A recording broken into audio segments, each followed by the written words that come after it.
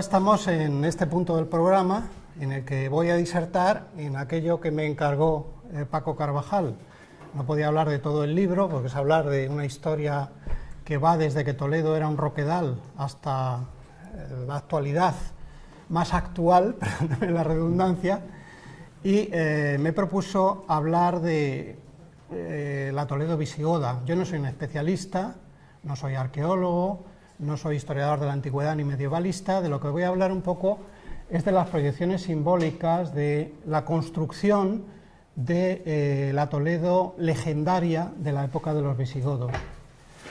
Una de las cosas que más me llamaron la atención cuando pretendía hacer ese acercamiento a la historia completa, a esa trayectoria bimilenaria de una ciudad, fue su pretensión o su intento de presentarse o de llegar a ser alguna vez una ciudad ideal.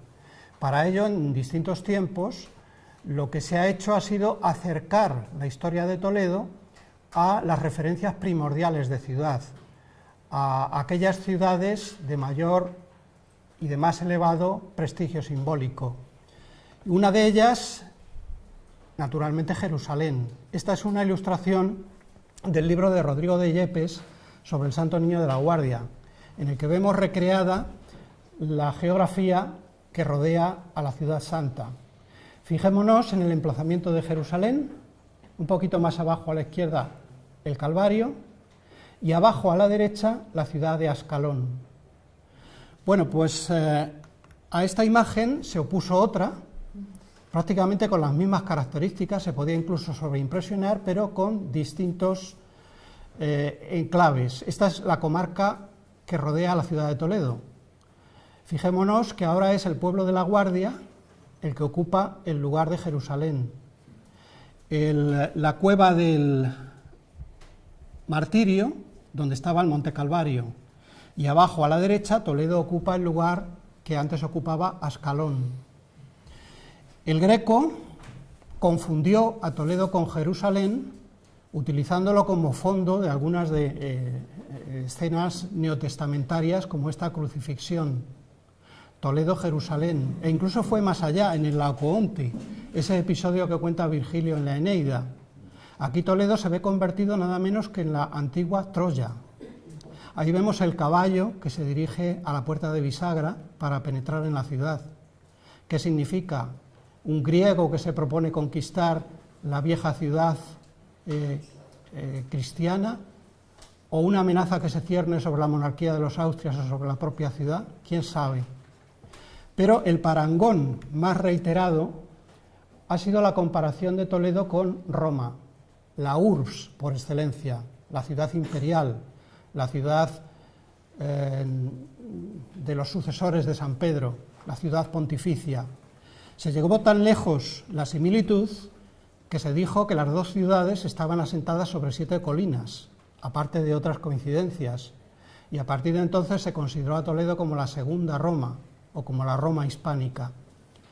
Pero esa referencia no hace falta que esté en otro lugar, en otra ciudad. Muchas veces se ha situado en la propia historia de Toledo, solo que en el pretérito, en una época más o menos remota. Así, por ejemplo, los románticos volvieron sus ojos a una idealizada, exótica, pintoresca Edad Media. La historia nacionalista en los siglos XIX y XX, culminando en la etapa franquista, prefirieron el reinado de los reyes católicos y la época del Imperio Español. Hoy preferimos identificarnos con el Toledo de las tres culturas, la ciudad de la tolerancia, o ya no con el imperio, pero sí con el Toledo del siglo de oro, aquel en el que vivieron el Greco, Cervantes, y sin embargo los que vivieron en aquella época, curiosamente, se remitían a una ciudad ideal anterior, a una ciudad muy alejada de ellos en el tiempo, pero que pretendían de algún modo recuperar. Los historiadores locales trataron de adecuar la historia de Toledo a la judeocristiana historia de la salvación, que había pasado por esas fases de génesis, caída y redención. Según este modelo, la historia de Toledo habría pasado por una edad dorada, se habría caído en un periodo de cautividad, de que se habría salido mediante una restauración.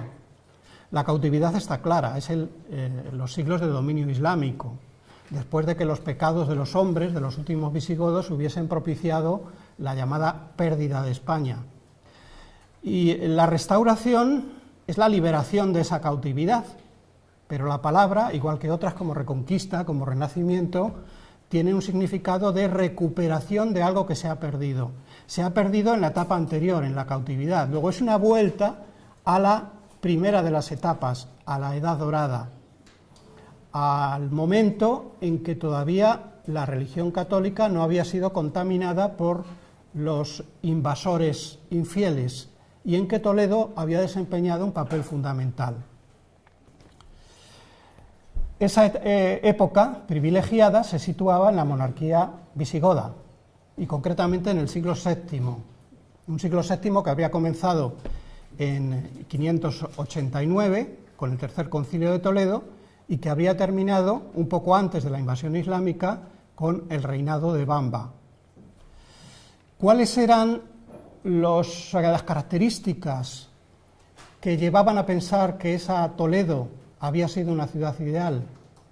Leovigildo había logrado la unificación territorial de la península ibérica prácticamente en su totalidad, y Toledo era su corte y su capital.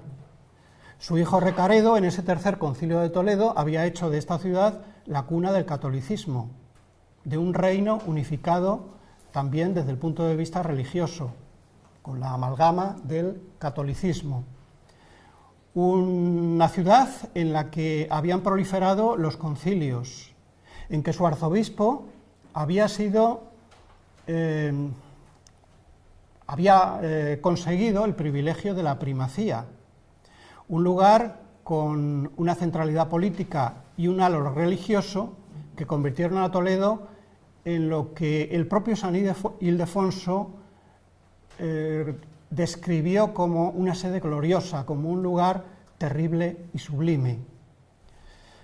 Pero es que además la providencia había bendecido a Toledo con una pléyade de santos que no tendrían parangón en la historia posterior de Toledo: San Eladio, San Eugenio III, San Julián y naturalmente San Ildefonso. En esa época se habían producido además los dos milagros más emblemáticos de la historia y de la identidad toledana: la aparición de Santa Leocadia a San Ildefonso en presencia del rey Recesvinto y su corte, y naturalmente la descensión, cuando la propia reina de los ángeles había puesto su pie en la iglesia de Toledo, sacralizándola, convirtiéndola en su corte y premiando al que había defendido su virginidad. De este modo, Toledo se convierte en una ciudad cuasi santa, en un panteón de reyes, de santos, donde se conservaban las reliquias que autentificaban los milagros, como el velo de Santa Leocadia, la propia casulla que la Virgen trajo a San Ildefonso, la imagen de la Virgen del Sagrario, que supuestamente la propia Virgen habría abrazado personalmente, por no hablar de las reliquias traídas de la antigua Jerusalén, entre ellas la no menos legendaria Mesa de Esmeraldas de Salomón, sobre la que se ha presentado un libro de Antonio Casado, un libro muy entretenido la semana pasada, la Mesa de Salomón, Toledo y la Mesa del Rey Salomón. Ese periodo privilegiado llega a su culminación en el breve reinado del rey Bamba, un rey que fue recordado por la historiografía local como un rey santo, que había convocado concilios, que había creado nuevos obispados, que era visto como el precursor de Carlos V, puesto que se había retirado en sus últimos años a vivir como un monje, pero que a Toledo benefició sobre todo de dos maneras. La primera, porque no quiso considerarse rey de la monarquía visigoda verdaderamente hasta no ser coronado y ungido en Toledo y por el arzobispo de Toledo. De ahí que Toledo se arrogaría a partir de entonces el ser la ciudad donde se coronan los reyes. Y en segundo lugar, porque ennobleció y embelleció la ciudad, e incluso llevó a cabo una refundación ceremonial, una cristianización, dando la tutela y la protección de las murallas y puertas de la ciudad a varios santos locales.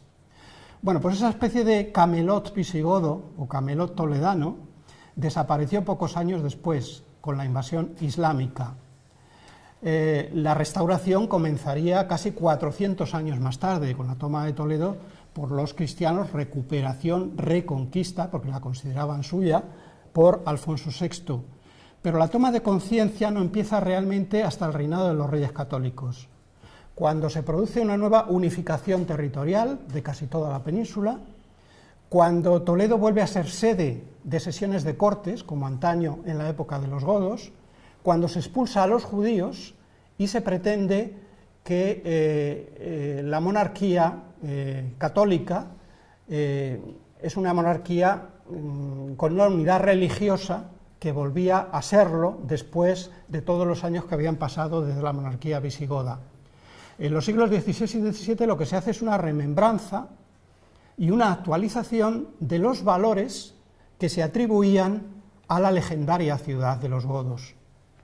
Los historiadores de los siglos XVI y XVII, los clásicos Alcocer, Pisa, estaban obsesionados por la continuidad.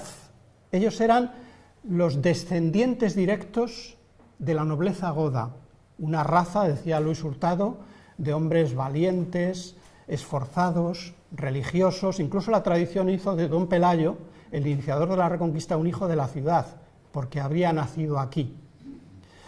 La continuidad también había sido un hecho en la sucesión de los arzobispos, que no se había llegado a interrumpir durante toda la época de la cautividad, y por tanto el privilegio de primacía se había mantenido hasta esta época. En el siglo XVI se celebraron dos concilios, uno en 1565 y otro en 1582, que se enumeraron correlativamente a los visigodos, como si no hubiera pasado el tiempo, ignorando los 1000 años que habían transcurrido, ignorando también el periodo ominoso de la cautividad. Y así se titularon el concilio XIX y el concilio XX. Incluso un corregidor de la segunda mitad del siglo imitó aquella refundación ceremonial que había hecho el rey Bamba, eliminando las inscripciones arábigas de las puertas de la ciudad y dedicándolas y dándoles la protección de las murallas y de las puertas a santos locales, poniendo una efigie encima de cada una de las puertas, efigies que todavía quedan en algunos casos. Así San Eugenio, encima de la puerta interior de bisagra, Santa Leocadia en el Cambrón, San Julián en el puente de San Martín y San Ildefonso y la propia Virgen María en las puertas aledañas al puente de Alcántara. Además, en esa segunda mitad del siglo XVI se trató de recuperar las reliquias de los antiguos santos de la ciudad. En 1565 llegaron las reliquias de San Eugenio, como vemos en el claustro bajo de la catedral, en esas pinturas de Valleu. En 1587 llegaron las de Santa Leocadia, y lo mismo se intentó con las de San Ildefonso. Lo que ocurre es que sus poseedores, los zamoranos, las defendieron con uñas y dientes y fue imposible traerlas. Y a los toledanos no se les ocurrió otra cosa en la segunda mitad ya del siglo XVII que robar un dedo que trajeron a la ciudad, que todavía se conserva en el ochavo de las reliquias, sobre el que ha escrito un libro muy curioso María Tausiet, El dedo robado. Me parece que está en la editorial Abada. Y en esta época también, especialmente, hay una proliferación de la iconografía de la Descensión, que era la que legitimaba la primacía de Toledo y la que le otorgaba algo que casi ninguna otra ciudad, Zaragoza quizá, tenía, que era el que con su presencia la Virgen había convertido a Toledo en la corte de la Reina de los Ángeles. En definitiva, de lo que se trataba era de restaurar el prestigio, el esplendor de la ciudad visigótica y de sus prerrogativas. Toledo pretendía ser una civitas regia, ciudad de los reyes, una ciudad imperial, donde se coronan ya no los reyes sino los emperadores, una ciudad de los concilios, ninguna otra podía gloriarse de que se habían celebrado tantos concilios como en Toledo, sede primada, a pesar de los cuestionamientos de otras sedes que competían con ella, y lo más especial de todo, corte de la Reina de los Cielos. El problema era que la realidad no se compadecía con estas pretensiones. Entramos en el siglo XVII y el poder político se alejó cada vez más de la ciudad. El poder religioso estaba cuestionado y cada vez se iba debilitando más. La nobleza abandonó la ciudad para irse a la nueva corte de Madrid. Con ella, buena parte de la población.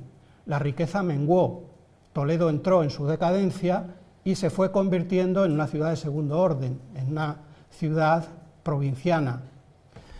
Hoy la idealización de Toledo tiene que ver con otra sensibilidad muy distinta. Hoy preferimos vendernos como ciudad de las tres culturas, pero quizá ocurre lo mismo. ¿Hasta qué punto las pretensiones de ser una ciudad de las tres culturas choca con la realidad?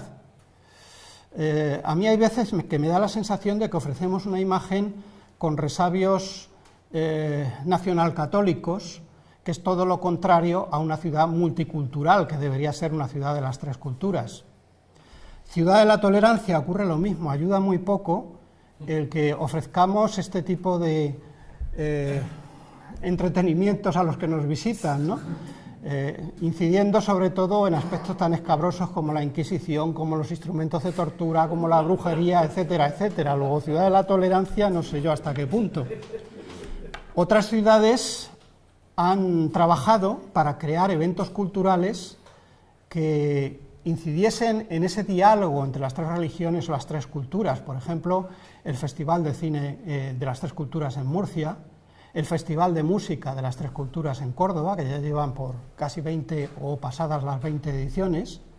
En Sevilla tiene su sede la Westminster Divine Orchestra, fundada por Daniel Barenboim y por el filósofo Edward Said, que ha actuado en los más importantes teatros y festivales del mundo.